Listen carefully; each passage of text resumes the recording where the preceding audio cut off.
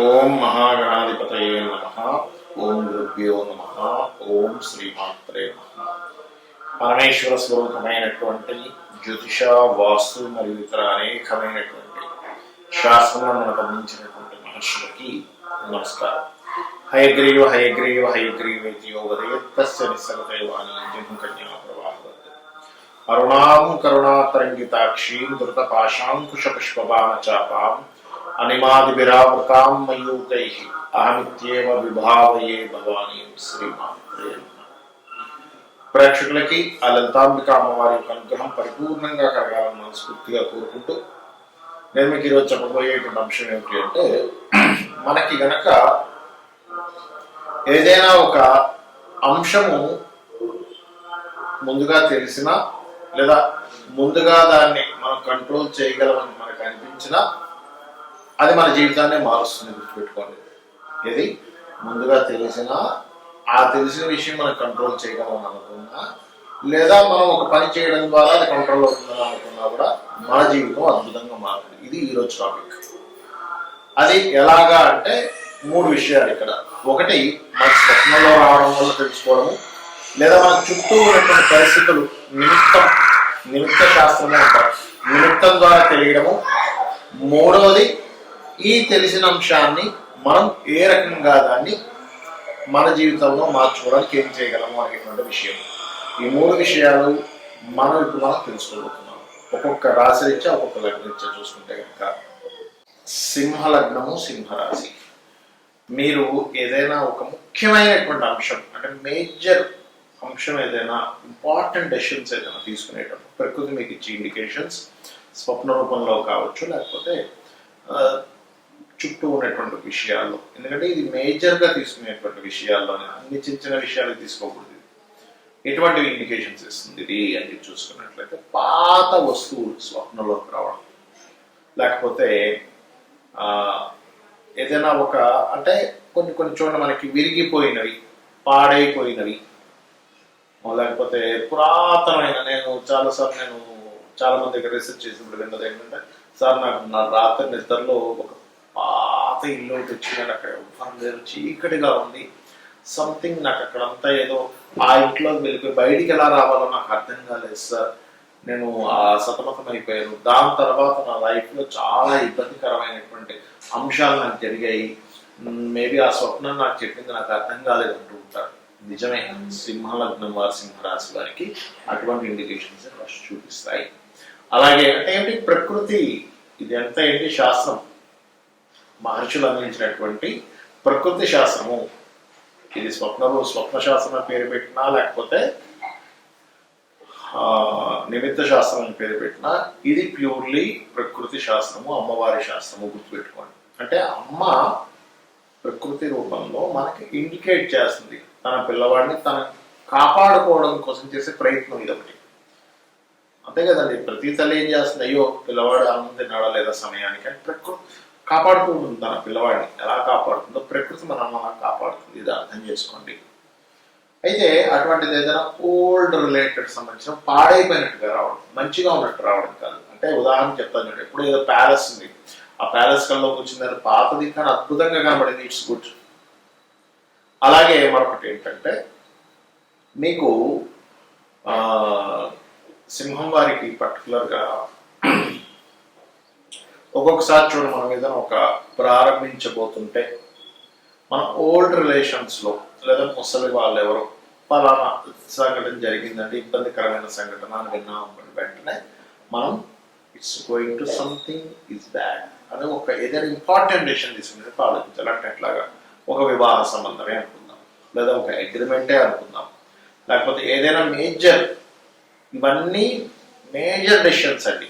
చిన్నవి కాదు. ఏదో టిఫిన్ చేయబోతున్నానండి, నాకు ఒక వచ్చింది, ఏదో వెళ్ళి షాప్కి ఏదో చిన్న వస్తువు కొనుక్కోవడానికి వెళ్తున్నానండి, ఒక పప్పు కొనుక్కుందాం, ఉప్పు కొనుక్కుందాం వెళ్తున్నానండి, నాకు ఇది కనపడిందంటే దానికి సంబంధం లేదు. గుర్తుపెట్టుకోండి, అది జనరల్గా జరిగే మేజర్ సంబంధించిన విషయాలు కాదు. ఎందుకంటే మనము ఒకసారి గృహప్రవేశాన్ని ముహూర్తం పెట్టుకుంటాం, కానీ రోజు ఇంట్లోంచి బయటికి తిరిగే ప్రతిసారి ముహూర్తం చూసుకోం కదా. అలాగా మేజర్ రిలేటెడ్ సంబంధించినవి మాత్రమే తీసుకోండి. ఒక గృహప్రవేశమా, అగ్రిమెంటా, వివాహమా, లేకపోతే బిజినెస్ స్టార్ట్ చేయడమా, ఒక వ్యక్తితో కలిసి ఒక లైఫ్ జర్నీ చేద్దాం అనుకునేటువంటి డెసిషన్స్ తీసుకునేటప్పుడు ఇటువంటి ఇండికేషన్స్ కనుక కనిపిస్తే ఖచ్చితంగా జాగ్రత్తగా ఉండండి. అలాగే దాని రోగగ్రస్తులైనట్టుగా స్వప్నంలో వచ్చిన ఏదైనా ఒక వ్యక్తి వచ్చి పదే ఆపుతున్నాడు, అంటే ఒక బాగా ఏజ్డ్ పర్సన్ డిస్టర్బ్ చేస్తున్నాడు. అంటే చిన్న ఎగ్జాంపుల్ చెప్తా, అంతే యథార్థంగా జరిగేది.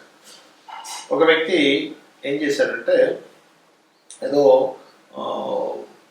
మాట ఇవ్వబోతున్నాడు, వెంటనే వాళ్ళ తాతగారు ఫోన్ చేస్తా ఉన్నారు మాటి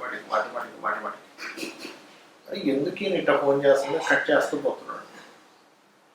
బికాజ్ ఆఫ్ ప్రకృతి చెప్తుంది ఈ రూపంలోనే ఏదో రాబోతుంది అని కట్ చేసి మాట ఇచ్చేసరికి ఫోన్ చేస్తే వాళ్ళ తాతగారు ఒక బ్యాడ్ న్యూస్ చెప్పాడు. అరే అవునా అని, అంటే ఏంటి అసలు అది రాకుండా ఆపడం ట్రై చేశాడు, బట్ అది అక్కడ ఆరోపణలను వచ్చింది అక్కడ. కాబట్టి ఇది అర్థం చేసుకొని మీరు మరి దీని నుంచి బయటపడేలాగా దత్తాత్రేయుడు ఉపాసన చేయాలి. అంటే జయ గురుదత్త శ్రీ గురుదత్త అనే నామస్మరణ మీరు చేస్తూ కనుక ముందుకు వెళ్ళినట్లయితే ఖచ్చితంగా విజయం మీ సొంతం అవుతుంది. అయితే ఇప్పుడు నేను చెప్పినట్టు అంశం ఏదవుతుందో దీనికి కొన్ని కండిషన్స్ ఉంటాయి.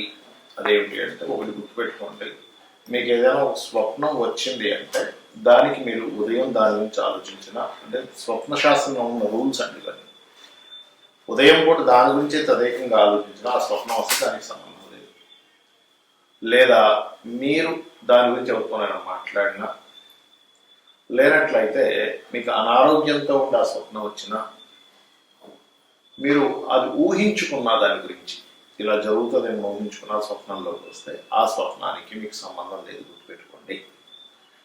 ఇక మరొక విషయం ఏంటంటే, ఏదైనా ఒక అంశం, ఏదైనా ఒక గుడ్ సైన్ కావచ్చు, బ్యాడ్ సైన్ కావచ్చు, మీరు ఒక పని స్టార్ట్ చేసే ముందు రిపీటెడ్గా ఇస్తుంది అంటే మీరు అర్థం చేసుకోవాల్సింది ఏంటంటే it's going to something good or something bad. అంటే అలాగా మనం ఒక పని స్టార్ట్ చేద్దాం అనుకున్నాం, అంతట్లో ఒక ఫోన్ వచ్చి ఒక బ్యాడ్ న్యూస్ వినబడింది, వెంటనే ఆపేయడం మంచిది అక్కడ. ఎందుకంటే ప్రకృతి మీకు చెప్తుంది, ప్రకృతి ఈజ్ ఈక్వల్ టు అమ్మవారు. ఇది గుర్తుపెట్టుకోండి. ప్రకృతి అంటే ఎవరో కాదు, ఈ విశ్వం మొత్తం నిండున్నటువంటిది అమ్మవారు. అది ఈశ్వర రూపం అనుకోండి, ఆ పరమేశ్వర రూపం అనుకోండి, ఆ పరమేశ్వర శక్తి అయినటువంటి అమ్మవారు అనుకోండి. ఇది బాగా అర్థం చేసుకోండి. అలాగే ఒక్కొక్కసారి కొన్నిసార్లు ఏమవుతుందంటే, దీన్ని కొంచెం జాగ్రత్తగా గమనించవలసిన అంశం ఇది ఏంటంటే, కొన్నిసార్లు మన కర్మ తొలగడానికి మనం భగవత్ సంబంధించిన ప్రయత్నాలు చేసేటప్పుడు కూడా కొన్నిసార్లు ఆటంకాలు వస్తాయి. అంటే అలా అంటే ఒక చిన్న దీక్ష తీసుకోబోతున్నాం అనుకోండి, దీక్ష తీసుకునే ముందు కొన్ని ఆటంకాలు వస్తాయి. అప్పుడు ఏంటంటే ప్రకృతిలో ఒక నెగటివ్ సైన్ ఆపడం. ఎందుకంటే ప్రకృతి అనేటువంటిది పాజిటివ్ నెగటివ్స్తో సంబంధాలు కలిగి ఉంటుంది. అంటే దేవతా శక్తులతోనే ఉంటుంది, అసుర శక్తులతోనే ఉంటుంది, కర్మ ఉంటుంది. కర్మ ఏం చేస్తుంది అంటే, నువ్వు ఈ దీక్ష తీసుకోవడం వల్ల నువ్వు బాగుపడతావు కాబట్టి నీ యొక్క లైఫ్ అద్భుతంగా వెళ్ళబోతుంది కాబట్టి, అంటే భగవద్ ధ్యానంలో వెళ్ళినప్పుడు నీ యొక్క కర్మ దగ్ధం అవుతుంది. అయ్యేటప్పుడు కూడా కొన్ని ఆటంకాలు వస్తాయి. అలాంటప్పుడు మనం అర్థం చేసుకోవాల్సింది ఏంటంటే, ఓహో దీనివల్ల నేను బాగుపడబోతున్నాను కాబట్టి కర్మ ఆపుతుంది అని అర్థం చేసుకోవాలి. చాలా మంది తెలియక ఏమనుకుంటారంటే, నేను గుడికి వెళ్దాం అనుకుంటే ఆటంకం వచ్చిందంటే ఆ గుడికి వెళ్ళకూడదేమో, నేను ఈ పూజ చేద్దామంటే ఆటంకం వచ్చింది, నేను ఈ పూజ చేయకూడదేమో అనుకుంటాను. అలా కాదు. దీనికి చిన్న ఎగ్జాంపుల్ చెప్తాను. ఒక పిల్లవాడికి ఒక తల్లి మెడిసిన్ వేస్తుంది, కడుపులో ఏదో పురుగు, ఆ పిల్లవాడు ఏడుస్తాడు. అయ్యో ఏడుస్తున్నాడు కాబట్టి వద్దేమో అనుకుంటే ఎట్లా? ఆ పిల్లవాడు చేదుగా ఉంది కాబట్టి వద్దంటాడు. లేకపోతే పిల్లవాడు స్కూల్కి వెళ్ళడానికి ఇష్టపడట్లేదు కానీ ఆపం కదా అంటే, వీటి ఒక మంచి పనికి మాత్రం వీటిని తీసుకోకూడదు. అంటే అలాగా ఒక ధర్మమైనటువంటి పని చేస్తున్నాము, ఒక లోక కళ్యాణం కోసం పని చేస్తున్నాము, ఒకరికి దానం ఇస్తున్నాము. ఉదాహరణకి పాపం ఒకరికి చదువు లేదు, లేకపోతే పలానా ఇబ్బందులు ఉన్నా వాళ్ళకి ఏదో డబ్బులు ఇవ్వబోతున్నాం, ఇది మీ సహృదయంతో రిటర్న్ ఎక్స్పెక్ట్ చేసి కాదండి, ఒక దానంలాగా లేకపోతే ఒక సహృదయంతో ఒక హెల్ప్ చేయబోతున్నారు, దానికి ఇటువంటివి వర్తించవు. ఏమంటే ఒక హెల్ప్ చేయడానికి వెళ్ళబోతున్నా అంటే నాకు మధ్యలో ఆటకం వచ్చింది, హెల్ప్ చేయొచ్చా చేయకూడదు అనేటువంటిది కాదు. ఇది బాగా అర్థం చేసుకోండి. ఈ సైన్స్ అంటే ఈ యొక్క ప్రకృతి యొక్క సంబంధం స్వప్న రూపమా, మన చుట్టూ ఉండేటువంటి ప్రకృతి రూపంలో ఇచ్చే సిగ్నల్ ఏవైతే ఉన్నాయో ఇవి మీకు వస్తున్నాయి అంటే మీరు ఒక మంచి దీంట్లో వెళ్ళబోతున్నారు. వీటిని నేను రాసుల వారిగా ఎలా అయితే చెప్పానో, దీన్ని ఎట్లా బ్రేక్ చేయాలి, దీన్ని ఎలాగా సెట్ చేసుకోవాలనేటువంటిది మీరు ఈ రకంగా చేసుకుంటే మీ యొక్క జాతకం, మీ యొక్క భవిష్యత్తు మీ చేతుల్లోనే ఉంటుంది. కాబట్టి దీన్ని బాగా అర్థం చేసుకోండి. అలా కాకుండా మనం ఏంటంటే మనం చాలా మంది ప్రకృతి ఏం చెప్తుందో వినం ఫస్ట్. అయితే ఇక్కడ మనకి ఒక చిన్న ఇంకొక ముఖ్యమైనటువంటి అంశం చెప్పి ముగిస్తాను. అదేమిటి అంటే ప్రకృతి చెప్పేది మనకు అర్థం అవ్వాలన్నా, ప్రకృతితో మనం మమేకమై మన జీవితాన్ని గడపాలన్నా ఒక్క విషయం బాగా అర్థం చేసుకోండి. అదేమిటి అంటే మనము ఓపెన్ మైండెడ్తో ఉండాలి. ఓపెన్గా ఉంటేనే మనం దాన్ని తీసుకోగలుగుతాము. చిన్న ఎగ్జాంపుల్ ఎలా అంటే ఒక గిన్నె ఉంది, ఇలా ఉంటే వర్షం పడినటువంటిది ఇందులో స్టోర్ అవుతుంది వాటర్, ఇలా ఉంటే స్టోర్ అవుతుంది. ఎలాగో మనం ఓపెన్గా ఉంటేనే ప్రకృతి మనకి ఇచ్చేటువంటి సిగ్నల్స్ తీసుకుంటుంది. ఓపెన్గా ఉండడం అంటే ఏమిటి చాలా మందికి అర్థం కాదు. నువ్వు అనుకున్నది అనుకున్నట్టుగా అవ్వాలని కాదు, నువ్వు చెప్పిందే శాసనం అని కాదు, నువ్వు చెప్పిందే జరగాలని కాదు, నువ్వు అన్నదే జరగాలని అనుకోకూడదు, నువ్వు చెప్పింది అందరు వినాలని అనుకోకూడదు. అందరి యొక్క అభిప్రాయాలను నువ్వు స్వీకరించగలగాలి. అప్పుడు నీ యొక్క అభిప్రాయం చెప్పాలి. అవతల వాడు చెప్పిన దాన్ని చిరాకు పడిపోవడం, కోప్పడిపోవడం, అట్టని చెప్పి కొట్టిపోయడం చేయకూడదు. ఎందుకంటే మనకున్నటువంటి లిమిట్స్ ఏమిటనేది మనకు తెలియదు. వినండి, ఓపికగా వినండి, అవునా అని అనుకోండి, దాని తర్వాత చర్చించండి, సెట్ చేసుకోండి. చాలా మటుకు ఏమవుతుంటుంది అంటే మనం ఇలా రిజెక్ట్ చేసేటప్పుడు, కోప్పడేటప్పుడు ఏమవుతుందంటే ప్రకృతి ఇవ్వడం ఆపేస్తుంది. ప్రకృతి ఏం చేస్తుందంటే మన చుట్టూ ఉన్న మనుషుల రూపంలోనో జంతువుల రూపంలోనో కొన్ని ఇండికేషన్స్ ద్వారా మనకి చెప్తూ ఉంటుంది. మనం ఎప్పుడైతే ఇది పనికిరాదు, నువ్వు చెప్పకు, నువ్వు నాకు చెప్పేంతటి వాడివా, నేనే నీకంటే గొప్పవాడిని, నేనే నీకంటే బాగా తెలివైన వాడిని, నువ్వెంత నా ముందు అనేటువంటి ఒక అహంకార ధోరణితో మనం కనుక వెళ్తున్నామంటే మన యొక్క లైఫ్ జర్నీలో అది ఏమవుతుంది అంటే అది అక్కడికి ఆపేస్తుంది. ఓకే, ఇతనిలో కామక్రోధాలు బాగా పెరిగిపోయాయి అనమాట, నేను చెప్పాల్సిన అవసరం లేదు అనేటువంటిది. అంటే దాని అర్థం ఏమిటి? ప్రకృతిలో ఉన్నటువంటి అసుర శక్తులు మనల్ని ఆవహిస్తున్నాయి. ప్రకృతిలో ఉన్నటువంటి దైవీ శక్తులు మనం ఆవహించాలన్నా, ప్రకృతిలో ఉన్నటువంటి దైవీ శక్తులు మనతో తోడుండాలన్నా మనం త్రిగుణమును గెలవాలి.